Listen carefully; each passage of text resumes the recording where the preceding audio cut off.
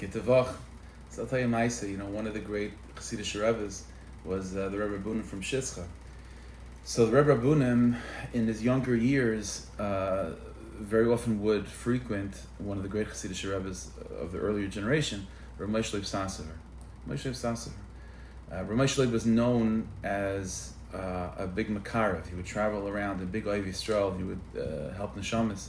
But the truth is, he was also a very, very big Talmid Chacham, a big Lamdan, a big Bechadish. So the story goes like this: Rabunim from Shizcha was once by Rav Moshe Sasover, and Rav Moshe was giving a shir, was giving over Torah, and Rav Moshe they were learning together a Gemara or something, and there was a rush. Ben Washer, one of the Rishonim, there was a rush on the Gemara, and Rav Moshe, as they were learning, Rav Moshe commented that the language the rush uses in this line is a little bit strange. He could have said it in a more straightforward way, whatever the line was.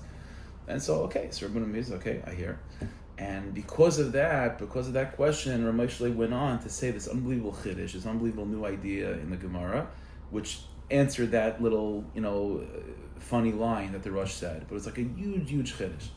So Rabbunim hears this, and Rabbunim was so shocked that, just because it's such a small little kasha, to come up with such a beautiful idea, it answers it. It's like, so Rav Moshe picked up on that. And Rav Moshe is nice.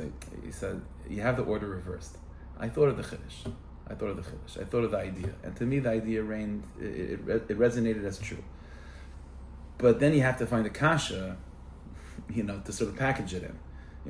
Just for me to come and say, here, it's a new novel idea, you could ask, where'd you come from, But now that I found this line in the Rosh that was a little bit funny, that that creates a space for the teretz. So Rabbunim said to Rav Moshe, he said, you should know that's not just me, that wasn't just this situation. That's true for the Rebbeinu Shalom too. The Gemara says that the Rebbeinu Shalom is makdim refulah makkah. The Rebbeinu Shalom brings the healing before the sickness. We usually tend to think that means that there's a sickness, but Hashem plans in advance how you're going to get out of it. Said the Rebbe Bunim, no, the Rebbeinu Shalom wants to give brachas. He has a refuah to come to the world, but in order to appreciate that answer, you need a kasha. So Hashem creates the sickness just to legitimize the refuah to come into the world. He says that's how a Jew has to experience all of one's difficulties. It's not the pshat that the Rebbeinu Shalom gives a difficulty and there's a solution to it. The Rebbeinu Shalom wants to give solutions. He wants to give brachas. But in order for brachas to come, there has to be a kasha first. So sometimes all you need, once you realize this as Rabbunim, then all the Rebbeinu Shalom has to do is make a little bit of a kasha, a little kasha.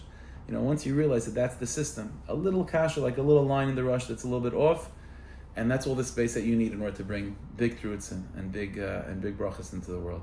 The Rebbeinu Shalom should bless us that we should be yotzei with all the kashas, and there's definitely enough space for brachas. Begashmis u'baruchnis, you should experience that. Beinayim niglam v'yeskol tzaddik barachim and meher v'meinu.